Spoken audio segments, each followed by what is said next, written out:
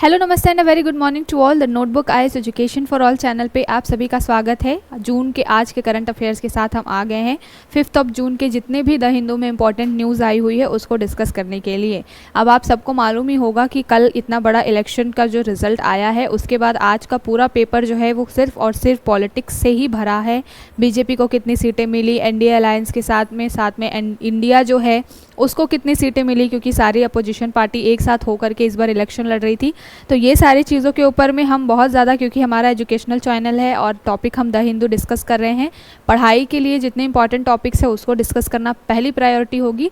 लेकिन पॉलिटिक्स है और उसको भी हम एक तरीके से इग्नोर नहीं कर सकते, क्योंकि पूरा पेपर ही आज भरा हुआ है। इससे थोड़ी बहुत चर्चा हम पॉलिटिक्स के ऊपर भी कर लेंगे, किसको कितनी सीटें मिली इसके बारे में थोड़ा सा एक ले लेंगे अवेयरनेस। साथ के साथ में हमारे लिए इस बार का इलेक्शन किस तरीके से अलग था और उसकी वजह से क्या चीज़ें, किस पार्टी को कितना फ़ायदा हुआ है, कितना नुकसान हुआ है, इसके ऊपर हम बात करेंगे। पार्टी से अलग हट के बेसिकली हम इस बात पर चर्चा करेंगे कि किस तरीके से इस बार वोटर्स का जो एक सोचने का तरीका है वो बदला है। और एक तरीके से बहुत सारे जो मैनिफेस्टो के ऊपर में सारी वोटिंग होती है, तो कहीं ना कहीं हमने बात की थी जबकि कांग्रेस ने मैनिफेस्टो में बहुत प्रोग्रेसिव चीज़ें बोली थी, उसकी वजह से बहुत सारा एक तरीके से देखा जा रहा है कि जो भी इस परिणाम जो भी आए हैं इलेक्शन के, उसमें जो भी चेंज देखा जा रहा है या फिर एक तरीके से एक हिस्ट्री जो है वो क्रिएट हुई है, तो ये कुछ ना कुछ मैनिफेस्टो के ऊपर ही डिपेंड करता है। तो सारी चीज़ों को डिस्कस करेंगे। सबसे पहले हम क्या करेंगे, अभी हाइलाइट्स देखेंगे कि कौन कौन से टॉपिक्स आज हमें डिस्कस करने हैं। ऐसा नहीं कि केवल पॉलिटिक्स से डिस्कस करेंगे, सारे इंपॉर्टेंट टॉपिक्स को डिस्कस करेंगे। उसके बाद हम क्या करेंगे, सारे जो भी हमारे प्रीलिम्स के लिहाज से इंपॉर्टेंट टॉपिक्स है उसकी इन डिटेल फैक्चुअल डाटा के हिसाब से मैप वगैरह के थ्रू भी हम सारी पढ़ाई करेंगे। ठीक है, तो चलिए सबसे पहले शुरू करते हैं। हाईलाइट्स देखते हैं पहले तो कि कौन कौन से टॉपिक्स आज हमें डिस्कस करने हैं और उसके बाद सारे टॉपिक्स को इन डिटेल बहुत अच्छे से डिस्कस करेंगे। सबसे पहले BJP falls short needs alliance to govern. तो यहाँ पर बात की जा रही है कि इस बार जो है वो मोदी 3.0 जो पूरा ये इलेक्शन रहा, मोदी जी के ऊपर ही लड़ा गया, बीजेपी के ऊपर ही लड़ा गया, लेकिन एक फॉल डाउन देखने को मिला है।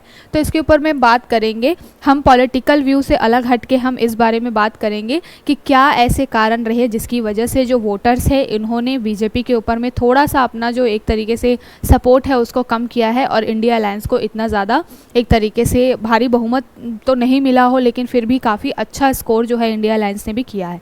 तो इसको थोड़ा सा देखेंगे ओवरव्यू के लिए। आगे जो न्यूज़ है हमारी वो नीदरलैंड से रिलेटेड है। Netherland turns third largest import destination. तो बात इंडिया के रिस्पेक्ट में भी की जा रही है। जीएस पेपर 3 इकोनॉमी से रिलेटेड है ये। यहाँ पर इंपोर्ट डेस्टिनेशन की बात की जा रही है कि हम जो है एक्सपोर्ट कहाँ पर सबसे ज़्यादा करते हैं। तो एक्सपोर्ट डेस्टिनेशन कहने का मतलब है कि इंडिया से सबसे ज़्यादा किन किन देशों में एक्सपोर्ट होता है। अगर उस डाटा की बात की जाए, अभी रिसेंट डाटा आया है 2024 का और इसमें बोला गया है कि नीदरलैंड जो है वो थर्ड पोजीशन गेन की है इसने। तो हम नीदरलैंड के बारे में देखेंगे, साथ के साथ में जो टॉप 5 या टॉप 10 कंट्रीज़ हैं जो कि इंडिया के लिए एक तरीके से एक्सपोर्ट डेस्टिनेशन है, जहाँ पर हमारे यहाँ से बहुत सारा सामान जो है वो क्या होता है, निर्यात होता है। इनके बारे में हम पूरा एक रिवीजन करेंगे और ओवरव्यू जानेंगे, क्योंकि आपके एग्जाम में यहाँ से आपके फैक्चुअल क्वेश्चन बनते हैं। कई बारी सीक्वेंस बढ़ाने के लिए या बनाने के लिए आ जाता है कि टॉप 5 कंट्रीज़ कौन सी है इंडिया के लिए बहुत ज़्यादा इंपॉर्टेंट और लार्जेस्ट एक्सपोर्ट डेस्टिनेशन। ठीक है, तो यहाँ पर हम देखेंगे इकोनॉमी से रिलेटेड। अगली न्यूज़ क्या है, तीनों न्यूज़ जो है वो बीजेपी के पॉलिटिक्स से ही रिलेटेड है। तो सारी चीज़ों को हम मर्ज करके एक जगह देख लेंगे और बहुत ज़्यादा रिपीट नहीं करेंगे। पॉलिटिक्स को यहाँ पर डिस्कस करना हमारी प्राथमिकता अभी नहीं है। इसके लिए हमारे चैनल पे एक अलग से सेपरेट वीडियो आएगा जिसमें पूरा ये टॉपिक के ऊपर बात की जाएगी। साथ के साथ यहाँ से जितने भी इंपॉर्टेंट क्वेश्चन आपके लिए बन सकते हैं फैक्चुअल डाटा के साथ में, जहाँ से एग्ज़ाम में भी क्वेश्चन बनता है, क्योंकि 18वीं लोकसभा के लिए इलेक्शन हो रहे थे तो कई सारे परसेंटेज की, इसमें महिलाओं का कितना परसेंटेज रहा, किस तरीके से इस बार ये पूरा इलेक्शन कंडक्ट हुआ, उन सारी चीज़ों के ऊपर जो फैक्चुअल डाटा होगा उसके ऊपर अलग से हम सेपरेट वीडियो लेकर के आएंगे। लेकिन फिलहाल द हिंदू में हम इंपॉर्टेंट टॉपिक्स को ही डिस्कस करेंगे जिससे आपके एग्जाम में ज़्यादा क्वेश्चन बनते हैं। ठीक है, अगली न्यूज़ होने वाली है hundreds in emergency shelters after Philippines volcano erupt. तो फिलीपींस में हमेशा वोल्केनो जो है वो इरप्शन होता रहता है, यानी कि ज्वालामुखी विस्फोट जो है होता रहता है। अभी रिसेंट में फिर से वहाँ पर एक ज्वालामुखी विस्फोट हुआ है। तो हम जगह को देखेंगे, हम मैप के थ्रू देखेंगे कि कौन से वो जगह है जहाँ पर ये वोल्केनो इरप्शन हो रहा है। ठीक है, बहुत ही इंपॉर्टेंट है क्योंकि ज्योग्राफी में आपके इस तरीके के क्वेश्चन बनते हैं। अगली न्यूज़ है SC supreme court declines immediate bail to Manish Sisodia. तो अभी जो है वो अरविंद केजरीवाल को हमें मालूम है 5 जून तक के लिए क्या किया गया है, कस्टडी में रखा गया है और फिर इनके इंटरिम बेल पे बात होगी। लेकिन उनके पहले से मनीष सिसोदिया जी हैं जो कि लीकर वाला जो मामला है उसके अंदर क्या है पीएमएलए एक्ट के तहत ये भी जेल में बंद है, तो इनको अभी कोई भी छूट नहीं दी गई है। इसके ऊपर थोड़ा सा बात करेंगे हम। अगली न्यूज़ क्या है, SEBI forms panel to review economic structure of clearing corporation. तो यहाँ पर इकोनॉमी से रिलेटेड आज 2-3 इंपॉर्टेंट चीज़ें हैं जिसको हम डिस्कस करेंगे। सेबी के बारे में बहुत ज़्यादा डिस्कस कर चुके हैं क्योंकि हमने बहुत समय समय पर सेबी से रिलेटेड बहुत सारे एक तरीके से चीज़ें फॉलो की हैं और पढ़ाई की है। डेली जो करंट अफेयर्स को फॉलो करते हैं, जिनको जो हमारा नोटबुक चैनल को फॉलो करते हैं द हिंदू के लिए, उनको मालूम है कि सेबी के ऊपर में बहुत सारे न्यूज़ हम डिस्कस कर चुके हैं और सेबी क्या होता है उसके बारे में भी डिस्कस कर चुके हैं। ठीक है, तो इसको और रिपीट नहीं करेंगे, लेकिन सेबी ने जो ये एक तरीके से काम किया है इसके बारे में देखेंगे। Economic structure of clearing corporations, तो बात करेंगे कि इकोनॉमी के लिए किस तरीके से सेबी ने ये काम किया है। एक पैनल बनाया है जो कि रिव्यू करेगा कि इकोनॉमी किस तरीके से काम करनी चाहिए और वहाँ पर कॉरपोरेशन कैसे बनेगा। इसके लिए सेबी ने एक पैनल बनाया है, इसके बारे में बात करेंगे। अगली न्यूज़ क्या है, short on troops Australia open military to non citizen resident for 5I। तो यहाँ पर 5I कंट्री बहुत इंपॉर्टेंट है यूपीएससी के लिहाज से। साथ के साथ में ऑस्ट्रेलिया जो है पहली बारी ऐसा शायद कोई कंट्री होगी जो कि क्या करने जा रही है, ऑस्ट्रेलिया एक कंट्री जो कि है ये करने जा रही है कि अपने यहाँ पे जो नॉन सिटीज़न लोग हैं उनको भी अपनी मिलिट्री में शामिल करने जा रही है। तो इसके बारे में देखेंगे हम। और ऐसा नहीं है कि ये पहली कंट्री है, यहाँ पर बहुत सारी और भी कंट्रीज़ हैं, लेकिन अभी ऑस्ट्रेलिया में क्यों ऐसा हो रहा है, क्योंकि यहाँ पर स्पेशली 5I जो कंट्रीज़ हैं वहाँ के लोगों को क्या किया जा रहा है, मिलिट्री में शामिल किया जा रहा है। तो ये जो पूरा टॉपिक है ये बहुत ही इंपॉर्टेंट है। 5I के बारे में देखेंगे कि इसमें कौन कौन सी कंट्रीज़ आती हैं और ऑस्ट्रेलिया ये क्यों कर रहा है इसके बारे में देखेंगे। ठीक है, अगली न्यूज़ क्या रहेगी, Microsoft hit with Austrian privacy complaints over it's education plan. तो माइक्रोसॉफ्ट जो है गूगल वगैरह जैसी कंपनियां हैं, अलग अलग जगह पे अलग अलग देशों में इनके साथ में जो गवर्नमेंट होती है वहाँ की उनके साथ कॉन्फ्लिक्ट होता है। कॉन्फ्लिक्ट क्यों होता है, क्योंकि इनकी कई बारी मोनोपोली हो जाती है या फिर इनका बहुत ज़्यादा प्राइवेसी वाला टर्म्स एंड कंडीशंस इतने स्ट्रिक्ट होते हैं जो कि गवर्नमेंट रेगुलेट करना चाहती है, ये परमिशन नहीं देते। या फिर अलग अलग कंट्रीज़ के जो आईटी एक्ट्स बने होते हैं उसके हिसाब से कई चीज़ें ये जो कंपनियां होती हैं, जो कि माइक्रोसॉफ्ट हो गया, गूगल हो गया, इस तरीके की कंपनियां होती हैं, कई सारे कंट्रीज़ के जो नॉर्म्स हैं आईटी को लेकर के, आईटी एक्ट्स को लेकर के, उसको फुलफ़िल नहीं करते हैं। तो हमेशा समय समय पर आपको यहाँ पर कॉन्फ्लिक्ट दिखाई देगा। और यूरोपियन यूनियन के साथ में भी बहुत ज़्यादा कॉन्फ्लिक्ट जो है वो इस तरीके की कंपनियों का देखा गया है। अभी फ़िलहाल बात की जा रही है कि ऑस्ट्रिया जो है वहाँ का एक तरीके से वहाँ पर ऑस्ट्रिया ने इल्ज़ाम लगाया है माइक्रोसॉफ्ट के ऊपर में कि वो क्या कर रहे हैं, जो बच्चों के लिए एजुकेशनल जितने भी प्लान्स हैं या फिर गेमिंग से रिलेटेड चीज़ें हैं उसमें एक तरीके से ये माइक्रोसॉफ्ट वाली जो कंपनी है वो क्या कर रही है, एक तरीके से मोनोपोली क्रिएट कर रही है या मिस इन्फॉर्मेशन फैला रही है। तो इसको लेकर के चर्चा करेंगे। अगली न्यूज़ क्या है, Biden expected to block migrants for asylum. कल हमने जो है वो यूएसए मैक्सिको के बारे में जब हम बात कर रहे थे, क्योंकि मैक्सिको की जो क्लाउडिया जी हैं वो फर्स्ट प्रेसिडेंट बनी है, वुमेन फर्स्ट फीमेल प्रेसिडेंट बनी है 200 साल की हिस्ट्री में मैक्सिको में, है ना। तो मैक्सिको की क्लाउडिया गोल्डिन जी 200 साल की हिस्ट्री में पहली ऐसी महिला एक तरीके से प्रेसिडेंट बनी है। तो ये हिस्ट्री हमने कल देखी थी और फिर मैक्सिको और यूएसए वाला जो मैप देखा था। अभी वही न्यूज़ निकल के आ रही है कि बाइडन क्या कर रहे हैं, expected to block migrants from asylum. यहाँ पर मैंने कल भी बात की थी कि मैक्सिको और यूएसए के बीच में एक जो है माइग्रेशन को लेकर के बहुत ज़्यादा कॉन्फ्लिक्ट चलता रहता है और यूएसए ने एक वॉल खड़ी कर दी है। तो उसके बारे में बाइडन बात कर रहे हैं कि ये फिर से और क्या करेंगे, जो माइग्रेंट्स हैं उनको, जो कि मैक्सिको से आ रहे हैं, उनको एक तरीके से ब्लॉक करेंगे। तो इसके बारे में देखेंगे, साथ के साथ हम मैप के थ्रू पूरा ये टॉपिक देखेंगे। अगली न्यूज़ क्या है, Vietnam expand bank rescue efforts to deposit exodus. तो यहाँ पर बात की जा रही है वियतनाम को लेकर के कि वियतनाम क्या करने जा रहा है, थोड़ा सा अपने जो बैंकिंग सेक्टर है उसमें थोड़ा सा एक्सपेंशन करने जा रहा है। तो हम क्या करेंगे, यहाँ पर वियतनाम से रिलेटेड मैप को देखेंगे पूरा, क्योंकि हमारे लिए जब भी इंटरनेशनल लेवल पे इस तरीके की कोई कंट्री होती है, छोटी कंट्री होती है, आइसलैंड कंट्री होती है, वहाँ पे कुछ काम होता है तो वहाँ से मैपिंग के क्वेश्चन बनने की संभावना ज़्यादा होती है, इसलिए हम उसको डिस्कस करेंगे। क्योंकि वहाँ की इकोनॉमी में क्या हो रहा है, क्या नहीं हो रहा है, ये हमारे लिए इतना इंपॉर्टेंट नहीं होता है। लेकिन अगर क्वेश्चन बनते भी हैं तो कहाँ से बनते हैं, मैपिंग वाले सेक्शन से बन जाते हैं, जो ये इंटरनेशनल जो भी लेवल पे कंट्रीज़ होती हैं उनकी। तो हम यहाँ पर वियतनाम का पूरा मैप देखेंगे। अगली न्यूज़ है जाम्बियाज डेप्ट restructuring limps over line as painful test case. तो जाम्बिया जो है एक तरीके से डेट से, कर्ज के पूरे बोझ तले जमा हुआ है एक तरीके से, तो इसके बारे में देखेंगे हम थोड़ा सा क्या न्यूज़ है। अगली न्यूज़ है RBI absorb via VRR action surplus 44,430 crore. तो यहाँ पर वीआरआर के बारे में बात की जा रही है।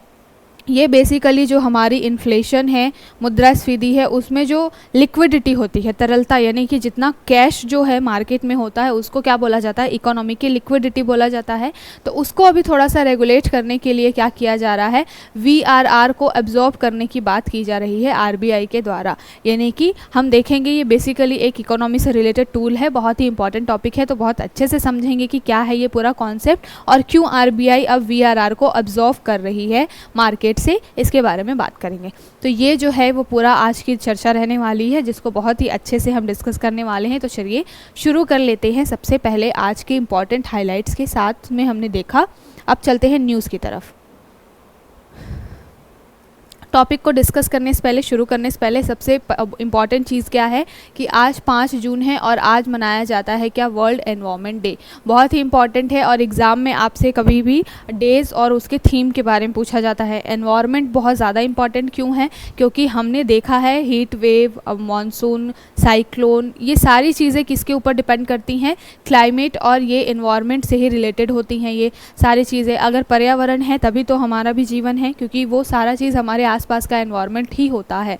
तो इसको ठीक रखना हमारी एक तरीके से नैतिक जिम्मेदारी बनती है। इसलिए हम क्या करते हैं, कोई भी डे हम क्यों मनाते हैं, अवेयरनेस के लिए, कि लोगों के अंदर इसको लेकर के थोड़ी सी अवेयरनेस आए और लोग जागरूक हों कि किस तरीके से हमें अपने नेचर को एक तरीके से सुरक्षित रखने की ज़रूरत है। तो इसको ध्यान में रखते हुए 5 जून को आज यानी कि वर्ल्ड एनवायरनमेंट डे मनाया जाता है। इस बार की थीम क्या है, कई बार आपके पीसीएस वगैरह के एग्ज़ाम में थीम पूछा जाता है, तो इस बार की थीम क्या है, लैंड रिस्टोरेशन से रिलेटेड है, यानी कि भूमि को किस तरीके से पुनर्स्थापित करना है और जो सूखा वगैरह की जो संभावनाएं होती हैं उसको किस तरीके से मिटिगेट करना है। साथ के साथ इस बार की थीम रखी गई है अवर लैंड अवर फ्यूचर। तो ध्यान में रखिएगा कि हमारी जो भूमि है वही क्या है, हमारा भविष्य है। तो हम इसको हिंदी में लिख लेते हैं, हमारी भूमि हमारा भविष्य, ये हिंदी में हो जाएगा इसकी थीम, और इंग्लिश में क्या है, अवर लैंड अवर फ्यूचर। तो भूमि को एक तरीके से रिस्टोर करने के लिए, लैंड रिस्टोरेशन के लिए ये आज की पूरी ये जो थीम है वो डेडिकेट की गई है वर्ल्ड एनवायरनमेंट डे पे। थीम बहुत इंपॉर्टेंट है, अवर लैंड अवर फ्यूचर, याद रखिएगा,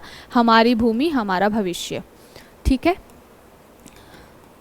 तो ये रहा कुछ इम्पॉर्टेंट चीज़, इम्पॉर्टेंट डे है आज, इसलिए अब चलते हैं आगे और सबसे पहले आज डिस्कस करते हैं पॉलिटिक्स पे, थोड़ी सी बात हो जाए। चाय पे चर्चा नहीं कर पाएंगे क्योंकि हम और आप इस माध्यम के थ्रू बैठे हुए हैं, तो आप यहाँ पर अपने रूम में बैठे बैठे या जहाँ पे भी हैं आप चाय की चुस्की लीजिएगा। मैं यहाँ पर तो बिना पानी चाय के पढ़ाई रही हूँ, खैर कोई बात नहीं।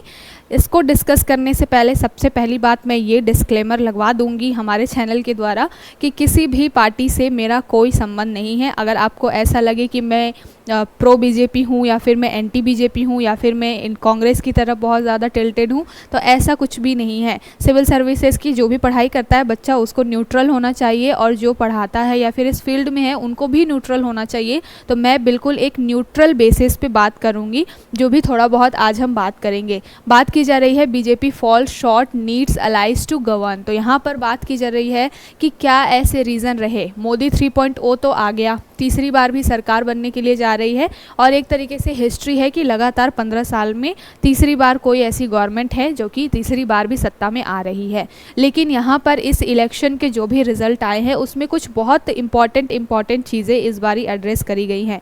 वो इंपॉर्टेंट चीज़ें क्या हैं, हमने बात की थी जब हम द हिंदू की क्लासेस ले रहे थे, जब ये पूरा इलेक्शन शुरू होने वाला था, तब मैनिफेस्टो जो है अलग अलग पार्टीज़ ने जारी की थी। उसमें हमने देखा था कांग्रेस के मैनिफेस्टो में बहुत सारे डेवलपमेंटल चीज़ें थी, जैसे कि एजुकेशन के ऊपर बात की गई थी, जैसे कि अग्निवीर को स्ट्रक डाउन करने की बात की गई थी, महिलाओं को 1 लाख रुपए सालाना देने की बात हुई थी, और जो एक तरीके से रिजर्वेशन का कोटा है उसको भी 50% से एक्सीड करने की जो बात है वो इंडिया अलायंस ने की थी और स्पेशली कांग्रेस ने अपने मैनिफेस्टो में शामिल की थी। तो इस बार अगर आप देखेंगे कि इंडिया अलायंस को इतने ज़्यादा वोट क्यों मिले, तो आपको पता चलेगा कि हमारा जो वोटर है वो कहीं ना कहीं थोड़ा सा एक बार जागरूक हो गया है। पॉलिटिकल चीज़ें, जाति, कौन किस जाति का है, कौन से समाज का है, धर्म के नाम पर वोटिंग होती है हमारे इंडिया में, ये बात छिपी नहीं है। लेकिन एक बात ये भी है कि हमारे इंडिया का बहुत बड़ा पार्ट जो है वो यूथ है, और यूथ के मुद्दे क्या होते हैं, यही सारे मुद्दे होते हैं। यूथ के मुद्दे होते हैं एजुकेशन, यूथ का मुद्दा होता है जॉब, उसके बाद में महिलाओं की यानी कि वुमेन एम्पावरमेंट से रिलेटेड चीज़ें जो कि इस बार मैनिफेस्टो में इंडिया अलायंस ने शामिल की थी। तो बहुत सारे ऐसी चीज़ें थी जो कि डेवलपमेंट टॉपिक्स थे, डेवलपमेंट इश्यूज़ थे, और इसके ऊपर में एड्रेस किया था इंडिया अलायंस ने। वहीं पर जो बीजेपी पार्टी थी वो केवल और केवल वही धर्म की राजनीति पर लड़ रही थी, और कहीं ना कहीं समाज को एक तरीके से बांटने का कॉन्सेप्ट चल रहा था। मैं फिर बता दूं, मैं किसी भी पार्टी के फेवर में नहीं हूँ, किसी के अगेंस्ट में नहीं हूँ। पता चले कोई कमेंट में मुझे बोल रहा है कुछ भी बातें, तो बिल्कुल भी ये चीज़ है कि हम क्या हैं, एक तरीके से न्यूट्रल बात कर रहे हैं इस टॉपिक के ऊपर में, कि हमारा जो वोटर है उसकी जो मेंटालिटी है वो अब चेंज हो रही है। हमारे देश के जो वोटर्स हैं उनके सोचने का तरीका जो है वो थोड़ा सा चेंज हो रहा है। कहीं ना कहीं ये चीज़ें दिखाती हैं, ये रिजल्ट दिखाता है कि अब का जो वोटर है वो एजुकेशन के ऊपर, जॉब के ऊपर, हेल्थ के ऊपर, वुमेन एम्पावरमेंट के ऊपर ज़्यादा फोकस दे रहा है। इस वजह से इस बार के जो इलेक्शन में जो रिज़ल्ट आई है, नो डाउट फिर से गवर्नमेंट बीजेपी की ही बननी है, एनडीए ही की गवर्नमेंट बननी है, लेकिन एक तरीके से रियलिटी चेक जो है वो भी मिलना ज़रूरी है कि समाज का अब जो डिमांड है, जो मांग है वो थोड़ा सा अलग है। तो अब उस टेंजेंट पे सोचना बहुत ज़्यादा ज़रूरी है। बी इट कि आप धर्म, समुदाय, जाति और इस चीज़ों के ऊपर लड़े, आपको एजुकेशन के ऊपर, जॉब के ऊपर, डेवलपमेंट के ऊपर लड़ना है, ठीक है। तो इसको मैंने यहाँ पर डिस्कस सिर्फ इसलिए किया है कि कितनी पार्टी किस सीट को मिली ये कहीं पर भी आपसे पूछने नहीं जा रहा है कोई भी। लेकिन अगर आपसे इंटरव्यू वगैरह में पूछा जाएगा, या फिर मान लीजिए कि स्टेटमेंट वाइज आपसे क्वेश्चन बने, या फिर एनालिटिकल वे में बने, स्टेटमेंट पीटी के लिहाज से तो नहीं बनेगा, बट आपसे राजनीति में या फिर पॉलिसी मेकिंग में, या फिर किस तरीके से हमारे लोग जो हैं वो जागरूक हो रहे हैं, इसको लेकर के मेंस में आपसे क्वेश्चन बन सकता है। और फिर क्या है, इन सारे टॉपिक्स को इस तरीके से ही एनालाइज करना है कि कहाँ पर चीज़ें बदल रही है, किस तरीके से हमारा जो युवा है या फिर हमारा जो देश है वो बदल रहा है। तो सोच के लिहाज से जो भी रिजल्ट आए हैं उसमें तो यही लगता है कि अब जो ये मुद्दा है इलेक्शन का, वो आपको एजुकेशन, जॉब, वुमेन एम्पावरमेंट, इन सारी चीज़ों के ऊपर लड़ना होगा, तभी जाकर के कुछ स्कोप है। अब धर्म, जाति, राजनीति से इससे थोड़ा सा ऊपर उठना पड़ेगा, ठीक है। आगे भी यही न्यूज़ है पूरी की पूरी कि कहाँ पर बीजेपी जीती, कहाँ पर हारी है। यहाँ पर उड़ीसा में एक बहुत बड़ा उलटफेर हुआ है कि लगभग 24 साल से जो एक ही पार्टी जो थी नवीन पटनायक जी की, वही पार्टी जो है वहाँ पर एक तरीके से क्या कर रही थी, रूल कर रही थी, और उसको स्ट्रक डाउन किया है क्या बीजेपी ने। तो एक तरीके से वोटर जो होता है वो बदलाव भी देखता है। बहुत लंबे समय से कोई चीज़ आती है, सेम चेहरा दिखता है, तो वो चीज़ होती है कि कहीं ना कहीं थोड़ा सा नया एक कोई व्यक्ति आए, वो किस तरीके से प्रोग्रेस करेगा इसको भी देख लिया जाए। तो जनता के हाथ में सब कुछ होता है वोटिंग में। तो अगली न्यूज़ ये है कि जो यहाँ पर देखा गया है, चंद्रबाबू नायडू जो है वो तेलुगु देशम पार्टी से आते हैं, और इनको भी काफ़ी अच्छी खासी एक तरीके से सीट मिली है, और इन्होंने अभी जो सिटिंग सीएम थे उनको हरा करके अब ये फिर से चौथी बार क्या है सीएम के लिए अपना जो है एक तरीके से दावेदारी रख रहे हैं। और कई लोगों को कन्फ्यूज़न हो सकता है कि लोकसभा के चुनाव थे तो ये सीएम कैसे बन सकते हैं। तो लोकसभा के साथ साथ ही यहाँ पर क्या हो रहा था, जो स्टेट असेंबली है उसके भी चुनाव हो रहे थे, तो विधानसभा के चुनाव भी साथ साथ ही कंडक्ट कराए गए थे। और जो तेलुगु देशम पार्टी है उसने अच्छी खासी मेजॉरिटी हासिल की है, तो वहाँ पर अब ये गवर्नमेंट बनने के लिए जा रही है। तो सबको मालूम है कि इस तरीके से राजनीति में चीज़ें चलती रहती हैं।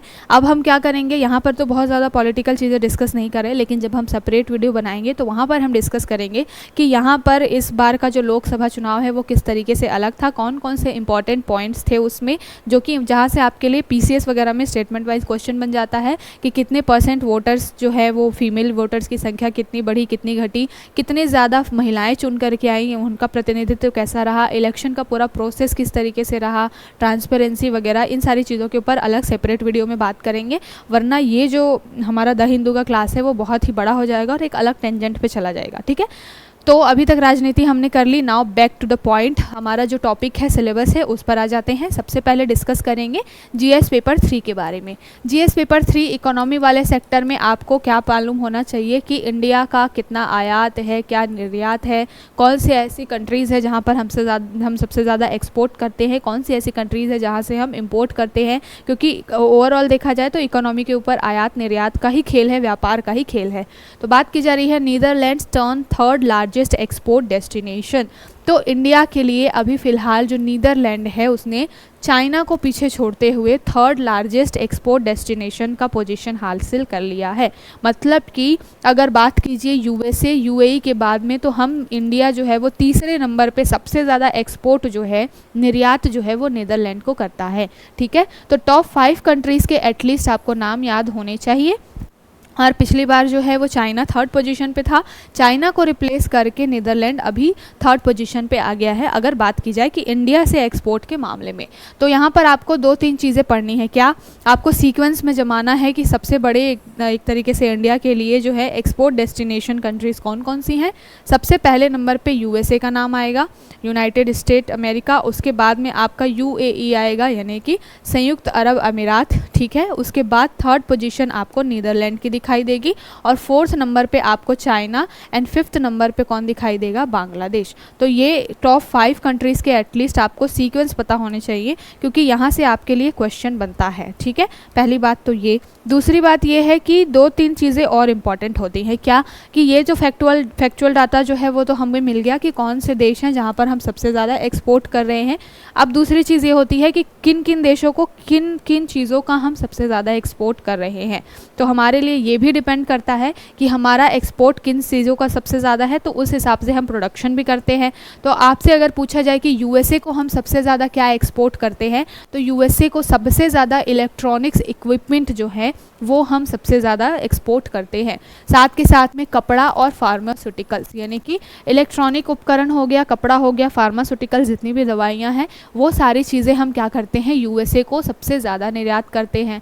और अगर बात की जाए कि सबसे बड़ा व्यापारिक साझेदार कौन है भारत का, तो ये है यूएसए। साथ के साथ मैं अगर बात करूँ, हमने बहुत बारी देखा है कि अगर हम ट्रेड डेफिसिट की बात करते हैं, व्यापार घाटा की बात करते हैं जब, तो अगर हम देखें हम बहुत ज़्यादा व्यापार किसके साथ करते हैं, चाइना के साथ। अगर आप व्यापार घाटा की दृष्टि से देखेंगे, हम चाइना के साथ बहुत व्यापार करते हैं, सबसे ज़्यादा ट्रेड हमारा रिलेशन चाइना के साथ है। लेकिन यहाँ पर हम घाटे में जाते हैं, क्यों? क्योंकि हम चाइना को जो है वो निर्यात बहुत कम करते हैं, और चाइना से हम इम्पोर्ट जो है वो बहुत ज़्यादा करते हैं। इस वजह से हम क्या है, चाइना के साथ में हमेशा व्यापार घाटे में, यानी कि ट्रेड डेफिसिट में होते हैं। बट यूएसए के साथ में प्रॉफिट इसलिए है क्योंकि यूएसए के साथ जो हमारा व्यापार है उसमें ज़्यादा रोल जो है वो निर्यात का है। तो निर्यात में 10% से अधिक का हिस्सा अकेले यूएसए रखता है, और भारत और यूएसए का जो ट्रेड रिलेशन है वो हमारे लिए सरप्लस की स्थिति में है, यानी कि भारत जो है वो मजबूत स्थिति में रहता है यूएसए को लेकर के। ठीक है, अब बात की जाए यूएई को लेकर के, तो यूएई में हम सबसे ज़्यादा किन चीज़ों का निर्यात करते हैं, तो संयुक्त अरब अमीरात में हम भारत से सबसे ज़्यादा पेट्रोलियम उत्पाद, साथ के साथ में वस्त्र और रसायन। अब कोई बोल सकता है कि हम तो क्रूड ऑयल खुद ही इन सारे कंट्रीज से मंगाते हैं, तो यहाँ पर बात की जा रही है पेट्रोलियम प्रोडक्ट्स की। क्रूड ऑयल की बात नहीं हो रही है, पेट्रोलियम प्रोडक्ट्स की बात हो रही है, जो कि हम सबसे ज़्यादा क्या करते हैं, निर्यात करते हैं। उसके बाद कपड़ों का नंबर आता है, वस्त्र, और फिर रसायन यानी कि केमिकल्स का हम बहुत ज़्यादा यूएई को एक्सपोर्ट करते हैं। ठीक है, और अगर बात की जाए एक फैक्ट के रूप में, तो यहाँ पर लगातार भारत के साथ में जो यूएई है उसका जो ट्रेड रिलेशन है बहुत अच्छा है। यूएसए और यूएई हमेशा 1 और 2 नंबर पे रहते हैं। कभी कभी किसी साल यूएई ऊपर चला जाता है, यूएसए सेकंड पे आ जाता है, लेकिन ये जो 2 कंट्रीज़ हैं निर्यात के मामले में हमेशा ऊपर नीचे हमारे साथ में बनी रहती हैं। ठीक है, आगे अगर बात की जाए थर्ड पोजीशन जो इस बार हासिल की है नीदरलैंड ने, वो किसका, वहाँ पर सबसे ज़्यादा हम क्या निर्यात करते हैं, तो वहाँ पर हम फार्मास्यूटिकल्स, रसायन और ऑटोमोबाइल के क्षेत्र में जितने भी इक्विपमेंट्स होते हैं उन सारी चीज़ों का हम नीदरलैंड में क्या करते हैं, एक तरीके से एक्सपोर्ट करते हैं। और नीदरलैंड आता कहाँ पर है, तो यूरोपियन जो पूरा यूनियन है वहाँ पर आता है। तो नीदरलैंड के थ्रू हमको क्या मिलता है, यूरोपीय बाज़ार का भी एक तरीके से एक्सेस मिलता है।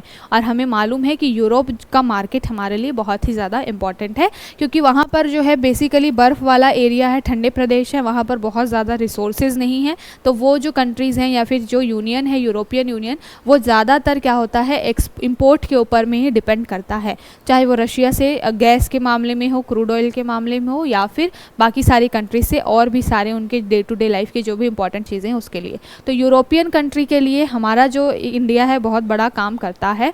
और अगर बात की जाए कि हमारे यहाँ पर पॉपुलेशन इतनी ज़्यादा है, प्रोडक्शन हमारा इतना ज़्यादा है, उस हिसाब से अगर हम हमारे लिए बात करें यूरोपियन कंट्रीज़ की, तो यूरोपियन यूनियन में बहुत सारे देश आते हैं, तो 27 देश जो है ब्रिटेन के एग्जिट होने के बाद में। तो इस तरीके से क्या होता है कि इतना बड़ा मार्केट है वहाँ पर, अगर आप EU के साथ में संबंध अच्छे स्थापित कर लेते हैं तो बाकी सारे वहाँ के कंट्रीज़ के मार्केट में आपको एक्सेस मिल जाएगा। हमने एक चीज़ डिस्कस की हुई है कि हमने EFTA भी साइन किया है रिसेंटली, स्विट्ज़रलैंड वगैरह, नॉर्वे वगैरह जैसी कंट्रीज़ के साथ में। EFTA यानी कि European free trade agreement, European जो 2-3 देश है, आयरलैंड है, और इन लोगों के साथ में हमने क्या किया है, एक फ्री ट्रेड एग्रीमेंट यानी कि मुफ्त व्यापार समझौता जो है, मुक्त व्यापार समझौता, वो हमने शामिल किया है, साइन किया है। इसका बेनिफिट भी यही है कि जब हम EFTA जैसे कोई भी चीज़ साइन करते हैं, एग्रीमेंट साइन करते हैं, फ्री ट्रेड एग्रीमेंट साइन करते हैं, मतलब कि अगर हमारे देश से कोई सामान वहाँ जा रहा है या उस कंट्री से हमारे यहाँ पे कोई सामान आ रहा है, तो जो भी एक तरीके से टैक्स लगता है, गुड्स सर्विस टैक्स के अलावा जो भी कस्टम ड्यूटी वगैरह लगती है, उसमें थोड़ा सा रिलैक्सेशन मिलता है, तो दो देशों के बीच में व्यापार और भी ज़्यादा बढ़ जाता है। ठीक है, तो ध्यान रखिएगा, 3rd पोजीशन पे नीदरलैंड आ गया है। पहले चाइना 3rd पोजीशन पे था, अब चाइना जो है वो 4th पोजीशन पे चला गया है, अगर हम निर्यात गंतव्य की बात करेंगे। ठीक है, तो भारत के साथ में वहाँ पर चाइना में हम क्या करते हैं, सबसे ज़्यादा इलेक्ट्रॉनिक्स, कपड़ा और फार्मास्यूटिकल जैसे उत्पादों की क्या होती है, मांग होती है। अब कई लोग बोलेंगे कि चाइना से तो हम खुद ही जो है फार्मास्यूटिकल इंग्रेडिएंट्स मंगाते हैं, बट हम जो चीज़ मंगाते हैं उसको कहा जाता है API, एक्टिव फार्मास्यूटिकल इंग्रेडिएंट्स। ये क्या होता है, दवाओं को बनाने के लिए जो रॉ मटेरियल होता है वो ये API होता है। ये हम चाइना से आयात करते हैं, लेकिन हम चाइना को निर्यात क्या करते हैं, इन API के थ्रू जो दवाएं हम बनाते हैं उसको हम चाइना को निर्यात ज़्यादा करते हैं। तो ओवरऑल अगर आप देखेंगे तो फार्मास्यूटिकल, इलेक्ट्रॉनिक्स, ऑटोमोबाइल, कपड़े और साथ के साथ केमिकल्स, यही जो मेन मार्केट है इंडिया के लिए है, जिसमें वो एक्सेल हासिल करके बहुत सारे देशों के लिए एक तरीके से क्या है, गंतव्य बन जाता है और बहुत सारे देशों के लिए एक तरीके से एक्सेस देता है। हमारे लिए बहुत बेनिफिशियल होता है कि इतने सारे जो ये चीज़ें हैं, चाहे वो फार्मास्यूटिकल हो, केमिकल हो, इसको हम एक्सपोर्ट करके अपनी इकोनॉमी को बूस्ट कर सकते हैं। ठीक है, अगली बात की जाए अगर 5th पोजीशन पे, तो बांग्लादेश है, हमारा पड़ोसी देश है, इसके साथ रिलेशन तो हमारे ठीक ठाक हैं, अच्छे हैं। और दक्षिण एशिया में भारतीय निर्यात के लिए सबसे महत्वपूर्ण कौन है, बांग्लादेश है। और अगर 2023 में बात करेंगे तो यहाँ पर भी वस्त्र, सिले सिलाए कपड़े, चमड़े वगैरह का सामान हमने सबसे ज़्यादा बांग्लादेश को क्या किया है,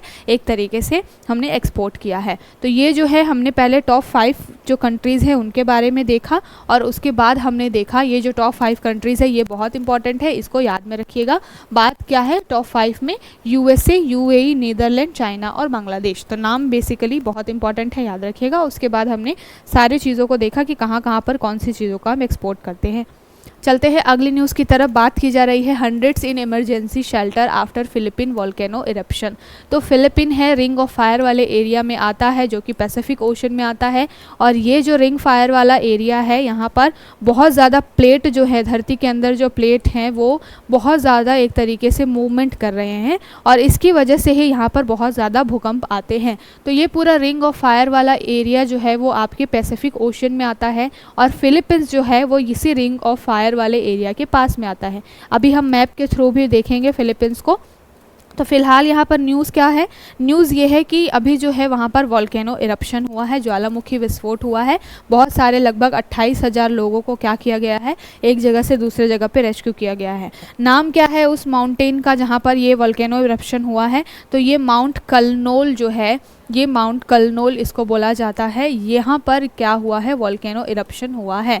तो कानलोन जो है वो फिलीपींस का एक तरीके से पर्वत है, वहाँ पर ये वोल्केनो इरप्शन हुआ है। इसको हम देख लेते हैं निग्रोस आइलैंड में ये पड़ता है। तो फिलीपींस बेसिकली एक आइलैंड कंट्री ही है। आइलैंड का नाम यहाँ पर जहाँ पर ये विस्फोट हुआ है उसका नाम है निग्रोस, और जो पर्वत है उसका नाम क्या है, कलनूल। तो याद रखिएगा, कई बारी प्लेसेस इन न्यूज़ में आपसे क्वेश्चन बन जाता है कि कौन सा प्लेस जो है वो बहुत चर्चा में रहता है, तो वहाँ से आपके लिए ऑप्शन में आपको दिखाई देगा कि ये जो है वो किस कंट्री से आता है, फिर आप वहाँ पे कंफ्यूज ना हो।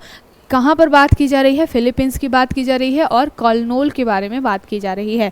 और फिलीपींस इसलिए भी इम्पॉर्टेंट है क्योंकि यहाँ पर इंडोनेशिया हुआ, फिलीपींस हुआ, यहाँ पर बहुत ज़्यादा जो है भूकंप के केसेस आते रहते हैं। ठीक है, तो अब बात कर लेते हैं फिलीपींस के बारे में। आपको दिखाई दे रहा होगा कि फिलीपींस ये रहा, ये पूरा आइलैंड कंट्री है। बहुत छोटे छोटे जो एक तरीके से द्वीप हैं उनसे मिल करके ये बना है।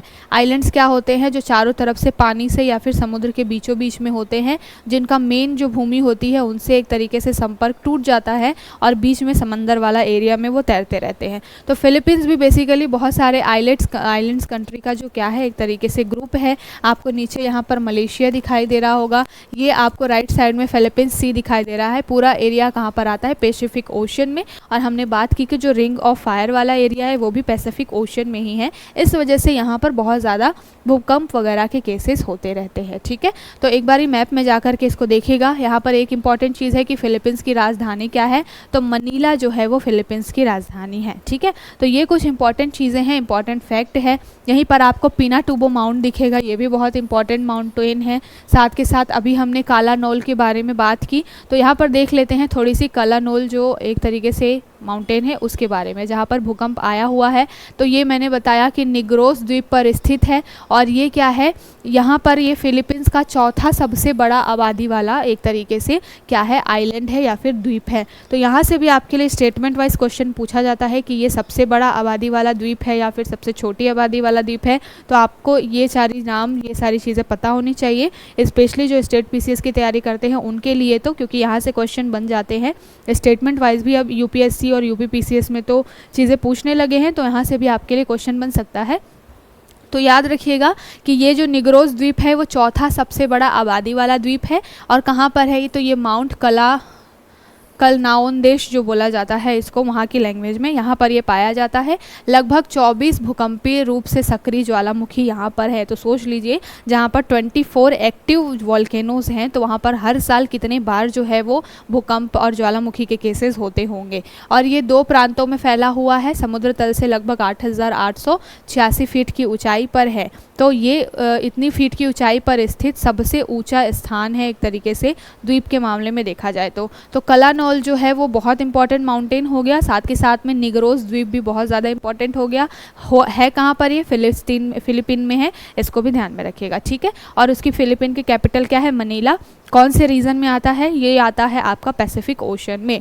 तो ये जो कुछ इंपॉर्टेंट की पॉइंट्स है इसको आप ध्यान में रखिएगा।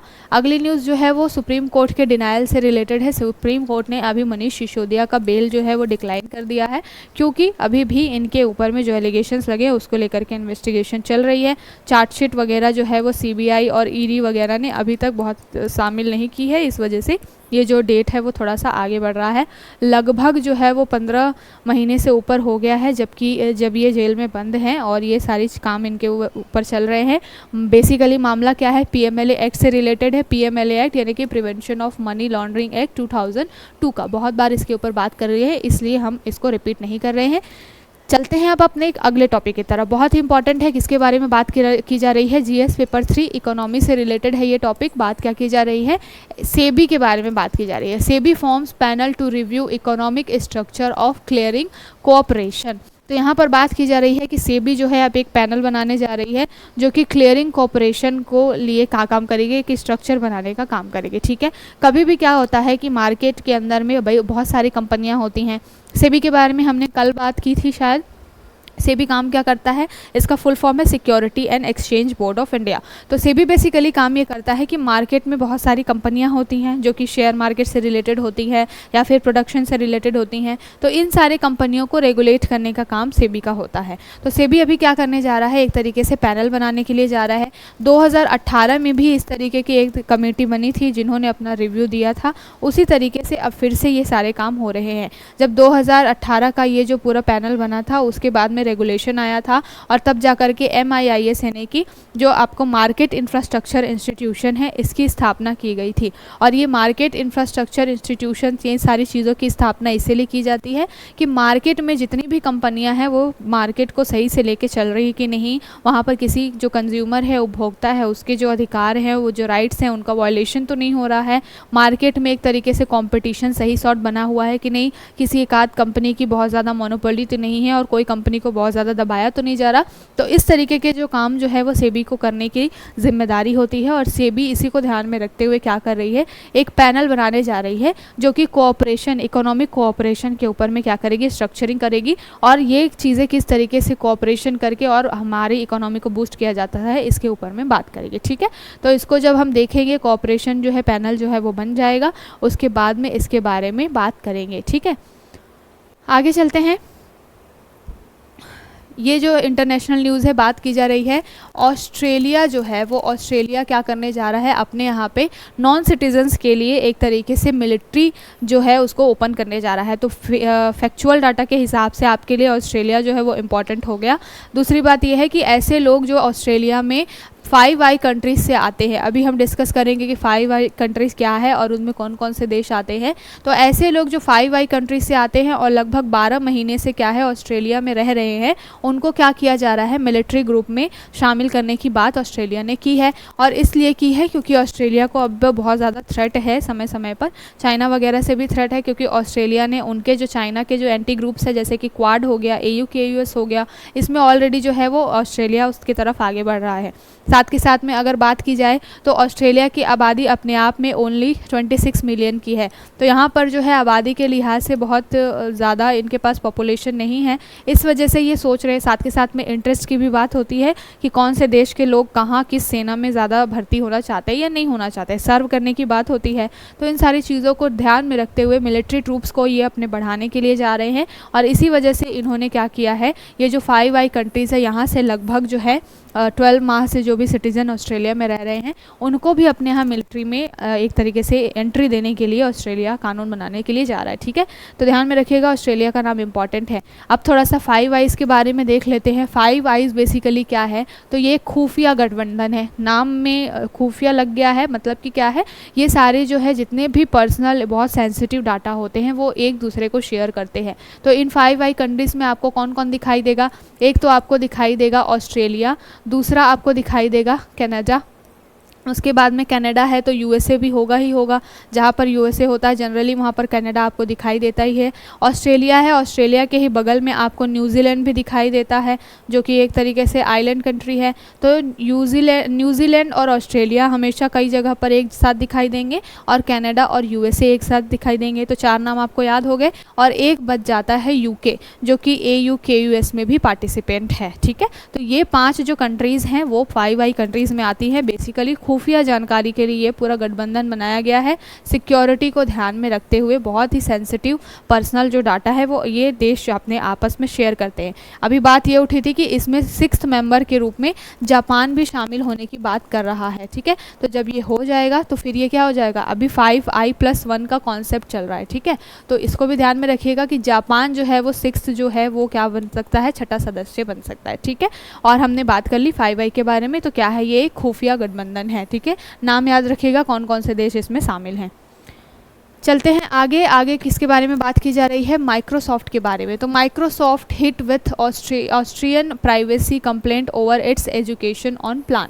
यहाँ पर बात की जा रही है कि यूरोपियन यूनियन के साथ में माइक्रोसॉफ्ट, गूगल जैसी कंपनियों के समय समय पर कॉन्फ्लिक्ट होते हैं। क्यों कॉन्फ्लिक्ट होते हैं, क्योंकि यहाँ की जितने भी IT एक्ट वगैरह है और प्राइवेसी से रिलेटेड जो भी इनके टर्म्स एंड कंडीशन हैं वो थोड़े से बहुत ज़्यादा टाइटन हैं। और इसकी वजह से क्या होता है कि ये जो माइक्रोसॉफ्ट जैसी कंपनियां या गूगल जैसी कंपनियां हैं ये भी एक तरीके से मोनोपोली क्रिएट करके चलती हैं, क्योंकि अगर आप इनका पूरा मार्केट देखेंगे तो आपको ये मिलियंस बिलियंस में दिखाई देंगे, मतलब अरबों खरबों में इन सारी कंपनीज़ का मार्केट है जो कि किसी देश की GDP से भी बहुत बड़ी बड़ी है। जैसे हम USA वगैरह जैसी कंट्रीज़ की बात करते हैं जहाँ पर ट्रिलियंस में आपकी GDP दिखाई देती है, उन सारी कंपनियों की उन सारे देशों की GDP के हिसाब से उसके बराबर अकेले इन सारी कंपनियों की GDP होती है या फिर पूरा टर्नओवर होता है। तो ये जो कंपनियां हैं वो क्या करती हैं, मार्केट में एक तरीके से मोनोपोली क्रिएट करने की कोशिश करती है। अभी ऐसा ही मुद्दा निकल के आया है यूरोपियन यूनियन में और वहाँ के एक देश में, कहाँ पर, ऑस्ट्रिया में। ऑस्ट्रिया जो है वो एक तरीके से अभी माइक्रोसॉफ्ट के लेकर के कंप्लेंट उसने फाइल की है और ये कंप्लेंट आई है कि जो वहाँ पर एजुकेशनल प्लान है वहाँ पर माइक्रोसॉफ्ट अपना एक तरीके से इंटरफेयर दिखा रहा है। ठीक है, तो यहाँ पर और एक चीज़ यहाँ पर प्राइवेसी एडवोकेसी ग्रुप में शामिल कर दिया गया है एजुकेशन को, और वहाँ पर NOYB करके एक टूल लाया गया है और इसका फुल फॉर्म क्या है, नन ऑफ योर बिजनेस। तो इस तरीके के ग्रिप्स जो है वो क्या है, माइक्रोसॉफ्ट लेकर के आ रहा है और बेसिकली एक तरीके से जो सरकार को नीचा दिखाने का, पॉलिसी को नीचा दिखाने का काम कर रहा है, इसको लेकर के मामला है। अब ये जो इंटरनेशनल लेवल पे इस तरीके के मामले होते हैं तो वो कहाँ पर रिजॉल्व होते हैं, जैसे हमारे यहाँ पे सुप्रीम कोर्ट है, वहाँ पर जो इंटरनेशनल कोर्ट ऑफ जस्टिस होता है वहाँ पर जितने भी इस तरीके के मामले हैं वो जाते हैं। ठीक है, तो अभी आगे चल के ये मामला यहाँ पर पहुँचेगा, उसके बाद इसको और थोड़ा सा डिस्कस करेंगे। चलते हैं अगली न्यूज़ की तरफ। यहाँ पर हम मैप के थ्रू देखेंगे, बात की जा रही है Biden expected to block migrants from asylum. मैंने कल भी बात की थी जब मैक्सिको का मैप देख रहे थे कि USA और मैक्सिको के बीच में एक वॉल है। वो वॉल क्यों है, क्योंकि बहुत ज़्यादा मैक्सिको से लोग माइग्रेट हो के USA में जाते हैं और USA की इकोनॉमी पे उसका बर्डन पड़ता है। इसको ध्यान में रखते हुए जो बाइडन ने बोला है कि चूंकि अभी यहाँ पर भी इलेक्शन होने वाले हैं, आई थिंक इसी साल नवंबर में USA में भी इलेक्शन है, इसको ध्यान में रखते हुए USA ने बोला है जो भी जनता होती है वो क्या मुद्दा लेती है, एक यही मुद्दा देखती है कि हमारे यहाँ के देश के रिसोर्सेज लिमिटेड हैं, कोई बाहरी इंसान अगर आ जाता है तो हमें ऐसा लगता है कि वो बर्डन क्रिएट करेगा हमारी इकोनॉमी के ऊपर में। तो जनता को भुनाने के लिए हर जो पॉलिटिकल पार्टी होती है एक तरीके के आश्वासन देती है। फिलहाल USA ने भी, जो बाइडन जी हैं इन्होंने भी एक तरीके से आश्वासन दिया है कि ये क्या करेंगे, जो मैक्सिको वाला जो पूरा माइग्रेंट वाला जो भी इशू है उसको और थोड़ा टाइटन अप करेंगे और ज़्यादा उसके ऊपर कंट्रोल लगाएंगे और पूरा माइग्रेशन को ब्लॉक करेंगे। ठीक है, तो मैप के थ्रू थोड़ा सा देख लेते हैं USA और मैक्सिको के बीच में क्या कॉन्फ्लिक्ट है। तो ये आपको मैक्सिको का पूरा बॉर्डर दिखाई दे रहा है और ये है आपका USA। ठीक है, तो बेसिकली नॉर्थ अमेरिका कॉन्टिनेंट में ये आता है मैक्सिको, और मैक्सिको और USA के बीच में ये जो बॉर्डर है, बहुत बड़ा बॉर्डर जो है वो मैक्सिको के साथ USA का लगता है। इस वजह से क्या होता है कि मैक्सिको से बहुत सारे लोग माइग्रेट हो के क्या जाते हैं, USA में चले जाते हैं, क्योंकि USA में जॉब वगैरह से रिलेटेड ज़्यादा संभावनाएं हैं। यहाँ पर रियो डो ग्रांडे ये नदी दिख रही है आपको, बहुत ही इंपॉर्टेंट है ये। ठीक है, ये भी कहाँ पर है, मैक्सिको और USA के बॉर्डर पे है। मैप के थ्रू सारी चीज़ें जब देखते हैं तो ये इंपॉर्टेंट लोकेशन ही देखनी होती है। यहाँ पर राइट साइड आपको गल्फ ऑफ मैक्सिको दिखाई दे रहा है। ठीक है, मैक्सिको का कैपिटल क्या है, मैक्सिको सिटी है। मैंने बात कर ली कि नॉर्थ अमेरिका ये कंट्री है, नॉर्थ अमेरिका कॉन्टिनेंट में आता है। मैक्सिको के एक साइड गल्फ ऑफ मैक्सिको है और दूसरे साइड में आपको गल्फ ऑफ कैलिफोर्निया दिखाई दे रहा है। तो स्टेटमेंट बनता है कि उसके उत्तरी साइड में या फिर पूर्वी साइड में गल्फ ऑफ मैक्सिको है और पश्चिम के साइड में गल्फ ऑफ कैलिफोर्निया है मैक्सिको के। ठीक है, मैक्सिको की सीमा उत्तर में यानी कि नॉर्थ में USA से लगती है, साउथ में लैटिन अमेरिका के और भी जो कंट्रीज़ हैं वहाँ से मैक्सिको की सीमा लगती है। ये लैटिन अमेरिका कंट्रीज़ बोली जाती हैं। ठीक है, और यहाँ पर जो है बेसिकली बहुत छोटी छोटी कंट्रीज़ हैं, जैसे कि ग्वाटेमाला, होंडुरास, बेलीज़, इस तरीके की छोटी छोटी लगभग 7-8 कंट्रीज़ हैं। इससे नीचे और आप आगे बढ़ेंगे तो लास्ट में आपको पनामा आएगा, निकारागुआ के बाद में पनामा, और वहाँ पर पनामा सिटी, आपको एक नहर भी, पनामा नहर जिसके बारे में बोला जाता है, तो वो भी आपको दिखाई देगा। ठीक है, तो मैक्सिको की लोकेशन को क्या कर लीजिएगा, मैप में थोड़ा बार बार जा करके एक बार देख लीजिएगा, क्योंकि क्वेश्चन बन सकता है। अभी ये न्यूज़ बार बार में चल रही है। कल हमने डिस्कस किया था कि यहाँ की जो क्लाउडिया स्टीबन है वो क्या है, पहली बार ऐसा हुआ है 200 साल की हिस्ट्री में कि क्लाउडिया स्टीबन किसी महिला को क्या किया गया है, प्रेसिडेंट बनाया गया है मैक्सिको का। तो इस वजह से भी मैक्सिको जो है बहुत इंपॉर्टेंट है। ठीक है, तो फर्स्ट फीमेल प्रेसिडेंट बनी है मैक्सिको की, इसलिए साथ के साथ में USA के साथ कॉन्फ्लिक्ट है, इसलिए भी मैक्सिको बहुत इंपॉर्टेंट है। पूरा रीजन नॉर्थ पैसिफिक ओशियन में आता है। ठीक है, तो ध्यान में रखिएगा। चलते हैं आगे, बात की जा रही है वियतनाम के बारे में। Vietnam expands bank rescue effort to deposit exodus. यहाँ पर बात की जा रही है कि वियतनाम में अभी मुद्रास्फीति, इन्फ्लेशन को लेकर के चीज़ें बढ़ रही हैं। इसको ध्यान में रखते हुए बैंक को जो है थोड़ा सा एक तरीके से रेगुलेट करने की बात की गई है कि बहुत ज़्यादा डेट वगैरह ना दे दे, इस वजह से क्या होगा कि जो देश है वो डूब भी सकता है। तो इस तरीके से ये काम हो रहा है। तो हमारे लिए वहाँ की इकोनॉमी इतनी इंपॉर्टेंट नहीं है, लेकिन मैप के थ्रू चीज़ें समझना बहुत ज़रूरी है। तो बात की जा रही है हैं किसके बारे में, वियतनाम के बारे में। कहाँ पर आता है, पैसिफिक ओशन में ये आता है, ठीक है। तो वियतनाम जो है एक तरीके से आपको दिखाई दे रहा होगा कि ये भी एक तरीके की आइलैंड कंट्री ही है। आपको इसके पड़ोसी अगर देशों के बारे में जानना है तो पड़ोसी देश कौन कौन से हैं, यहाँ आपको थाईलैंड दिख रहा होगा, ठीक है। थाईलैंड की राजधानी का है बैंकॉक में। साथ के साथ में यहाँ पर आपको कंबोडिया दिखाई दे रहा है। तो ये जो है वियतनाम के नेबरिंग कंट्रीज़ को आप ध्यान में रखिएगा, बहुत ही इंपॉर्टेंट है। साउथ एशिया वाला जो रीजन है वहाँ पर ये आते हैं, साउथ एशिया का रीजन, वहाँ के देश बहुत ही इंपॉर्टेंट है, ठीक है। तो कंबोडिया, थाईलैंड, लाओस और उनके पास में ही क्या है, ये वियतनाम है। साथ के साथ में साउथ चाइना सी के साथ भी इसका रिलेशन है, इसलिए चाइना का भी एक तरीके से यहाँ पर डर रहता है बहुत ज़्यादा कि कभी भी चाइना बगल में ही है आकर के ऑक्यूपाई कर सकता है, ठीक है। तो इसको ध्यान में रखिएगा। अगर इसकी कैपिटल की बात की जाए तो वियतनाम का कैपिटल क्या है, हनोई। तो यहाँ से स्पेशली आपके लिए फैक्चुअल क्वेश्चन बनता है और मैच द फॉलोइंग में क्वेश्चन बन सकता है, साथ के साथ में स्टेट पीसीएस में तो यहाँ से क्वेश्चन बनता ही बनता है। अभी इस साल आरओ के भी एग्जाम होने वाले हैं, कल यूपी पीसीएस का रिजल्ट वो जो कैलेंडर है, रिवाइज कैलेंडर है वो आ गया है। तो आरओ के भी एग्ज़ाम आपके सर पे रहेंगे, अक्टूबर में आपका पीसीएस का एग्ज़ाम है। तो बहुत सारे एग्ज़ाम है इस साल में और वहाँ पर इसी तरीके के क्वेश्चन बहुत ज़्यादा पूछे जाते हैं, ठीक है। तो हम सारी चीज़ों को लेकर के चल रहे हैं, ध्यान में रखिएगा वियतनाम के बारे में।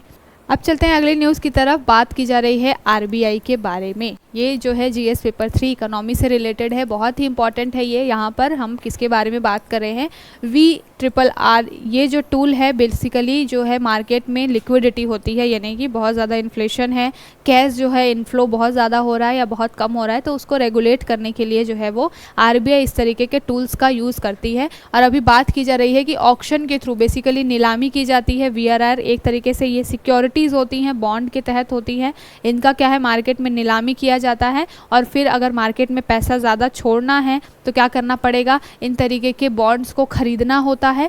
आरबीआई या फिर बाकी बैंक होती है जो कि बॉन्ड खरीद लेती है, बदले में पैसा दे देती है, लोगों के पास जाता है, लोग उसको बहुत ज़्यादा खर्च करते हैं, मार्केट में लिक्विडिटी बढ़ जाती है। लेकिन मान लीजिए कि मार्केट में ऑलरेडी पैसा बहुत ज़्यादा घूम रहा है, अगर उसको कंट्रोल करना है, रेगुलेट करना है, तो फिर ये क्या करेंगे, बेचना शुरू कर देंगे, बेचना शुरू करेंगे। इसका मतलब क्या है कि VRR जो टूल होगा, जो एक बॉन्ड होगा, वो आरबीआई कार्य करेगा, लोगों को बेचेगा, आरबीआई के थ्रू लोग उसको खरीदेंगे और उसके बदले में सारा जो पैसा है वो वापस से कहाँ चला जाएगा, आरबीआई के पास में चला जाएगा। तो मार्केट में जो मनी का इनफ्लो है या फिर मनी जो है, कैश जो है वो ज़्यादा कम है, इसको रेगुलेट करने के लिए इस तरीके के टूल्स का यूज़ किया जाता है। और बेसिकली ये काम क्यों किया जाता है, अगर बहुत ज़्यादा मार्केट में कैश हो जाएगा तो भी इन्फ्लेशन बढ़ जाता है, और बहुत कम कैश है तो भी इन्फ्लेशन, महंगाई एक तरीके से बढ़ जाती है।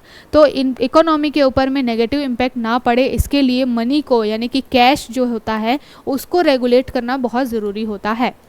और इसको ध्यान में रखते हुए अभी जो है VRR का ऑक्शन किया जाने वाला है, नीलामी की जाने वाली है, ठीक है। तो सबसे पहले ये आरबीआई काम करता है। बात करते हैं अगर VRR के फुल फॉर्म की, तो ये है क्या, इसको कहा जाता है वेरिएबल रेट रिवर्स रेपो, ठीक है। तो रिवर्स रेपो इसमें आ गया नाम। अब यहाँ पर दो टर्म इंपॉर्टेंट हो जाएंगे आपके लिए, रेपो रेट और दूसरा रिवर्स रेपो, ठीक है। तो इसको भी देखेंगे। फिलहाल VRR का नाम क्या है, VRR यानी कि वेरिएबल रिवर्स रेपो रेट, ठीक है, इसको ध्यान में रखिएगा। अब यहाँ पर बात कर लेते हैं दो टर्म्स की। पहली बात तो रेपो रेट क्या होती है। रेपो रेट का मतलब होता है कि वो ब्याज दर, वो रेट जिसके ऊपर में आरबीआई क्या करता है, बैंकों को लोन देता है, उसको कहते हैं रेपो रेट, ठीक है। मतलब कि अगर बैंकों को, मान लीजिए एसबीआई बैंक को आरबीआई से पैसे लेने हैं, तो आरबीआई क्या करेगा, पैसे ऐसे तो देगा नहीं, कुछ ब्याज, कुछ इंटरेस्ट तो लगाएगा कि हाँ इतने % ब्याज पे मैं आपको दे रहा हूँ, इतने समय के बाद आप उस ब्याज को साथ के साथ जो मूल अमाउंट है, प्रिंसिपल अमाउंट है, उसको आप क्या करेंगे, आरबीआई को वापस करेंगे। तो रेपो रेट का मतलब होता है वो रेट जिसके ऊपर में जो आरबीआई क्या करती है, बैंकों को लोन देती है। और रिवर्स रेपो रेट क्या होता है, जब मार्केट में पैसा बहुत ज़्यादा हो जाता है तो आरबीआई क्या करती है, बैंकों से पैसा लेना शुरू कर देती है। तब वहाँ पर जो रेट या जिस दर पर बैंकों से आरबीआई वापस पैसे लेती है उसको क्या बोला जाता है, रिवर्स रेपो रेट, ठीक है। तो ये टर्म क्लियर है। अब बात करने वाले हैं VRR के बारे में। VRRR क्या होता है, ये भी वेरिएबल रेट रिवर्स रेपो है, ठीक है। यानी कि एक तरीके से मार्केट से जो है वो पैसा जो है वो आरबीआई के पास जाना है, इसके लिए ये VRR जो है अभी उसकी नीलामी की जा रही है। ठीक है, तो आई होप आपको समझ में आ गया होगा। कैश जब बहुत ज़्यादा मार्केट में बढ़ जाता है तो इस तरीके के टूल्स का यूज़ किया जाता है। बेसिकली ये बहुत शॉर्ट टर्म के लिए काम होता है। शॉर्ट टर्म कहने का मतलब क्या है, repo rate, reverse repo rate तो आपके 2-3 महीनों के लिए होते हैं, ये उससे भी कम समय के लिए होता है। VRR बेसिकली आपको शॉर्ट टर्म में, अल्पावधि में भी मैक्सिमम 14 डेज़ के लिए ही दिया जाता है या फिर ख़रीदा जाता है। ठीक है, तो बहुत ही शॉर्ट टर्म के लिए जब मार्केट में आपको पैसे को कंट्रोल करना है या मार्केट में पैसा छोड़ना है, तब इस तरीके के टूल्स का क्या किया जाता है, यूज़ किया जाता है। अभी इसी के नीलामी की बात चल रही है। ठीक है, तो हमने सारी चीज़ें समझ ली, कॉन्सेप्ट समझ लिया। ये है क्या, तो एक दिवसीय परिवर्तनीय दर रिवर्स रेपो है और ये RBI के द्वारा जारी किया जाता है। अल्पकालिक ब्याज दरों पर ये जारी किया जाता है। बेसिकली रेपो रेट जो होता है उससे थोड़ा सा इसको कम रखा जाता है। कई बारी मार्केट में इन्फ्लेशन बहुत ज़्यादा होता है तो ये कई बारी रेपो से ज़्यादा भी चले जाते हैं, बट बेसिकली VRR को रेपो रेट से थोड़ा सा कम रखा जाता है और मार्केट में जो भी मुद्रास्फीति यानी कि इन्फ्लेशन से रिलेटेड जो भी दबाव होता है उसको कम करने के लिए, रेगुलेट करने के लिए काम किया जाता है। और ये कौन खरीदेगा, तो ये खरीदने का, नीलामी करने का काम जो है, जितने भी शेड्यूल्ड बैंक होती हैं जो कि RBI की सूची के अंतर्गत आती हैं, वो इस तरीके के क्या काम कर सकती हैं, नीलामी से रिलेटेड काम कर सकती है। ठीक है, तो RBI काम करता है नीलामी का, साथ के साथ में कुछ और बैंक्स होती हैं उनको ये सारी चीज़ें दी जाती है। इसमें जो VRR होता है बेसिकली एक तरीके से सिक्योरिटी होती है। एक कागज़ पे लिखा होता है, उसमें क्या होता है, डेट होती है, समय होता है और एक तरीके से एक टोकन मनी या फिर टोकन, उसका एक साइज़ होता है कि हाँ ये जो बॉन्ड है वो इतने डेट के लिए दिया जा रहा है, इतने समय पे इसको वापस लिया जाएगा और इसकी जो कीमत है वो इतनी है, यानी कि उस पर जो अमाउंट है वो लिखा होता है। ठीक है, तो इस तरीके से किस तरीके से मार्केट में लाया जाता है, तो नीलामी करके, बोली लगा करके RBI क्या करती है, लोगों को इसको बेचती है। जो भी लोग खरीदना चाहते हैं, इच्छुक होते हैं, वो इसको खरीदते हैं, या जो लोग वापस बेचना चाहते हैं RBI को, वो उसको वापस करते हैं। तो इस तरीके से पूरा कार्यक्रम चलता है ये, और मेन उद्देश्य यही होता है कि मार्केट में अगर लिक्विडिटी बहुत ज़्यादा है या कम है तो मनी को जो है रेगुलेट करने के लिए ये सारा काम चलता है। ठीक है, तो आई होप आपको समझ में आ गया होगा। जो भी टॉपिक्स थे उसको बहुत अच्छे से डिस्कस कर लिया है हमने, और इलेक्शन के ऊपर में जितना भी बातचीत थी उसको हम चाहेंगे, कोशिश करेंगे कि सेपरेट वीडियो में आपके लिए एक फैक्चुअल डाटा आज आ जाए। बेसिकली आज जितने भी न्यूज़ थे, जो भी बहुत ज़्यादा जो पेपर है वो इलेक्शन से ही भरा हुआ था, और यहाँ पर एजुकेशनल चैनल पे उसको इतना ज़्यादा डिस्कस करने का पॉइंट बनता नहीं है।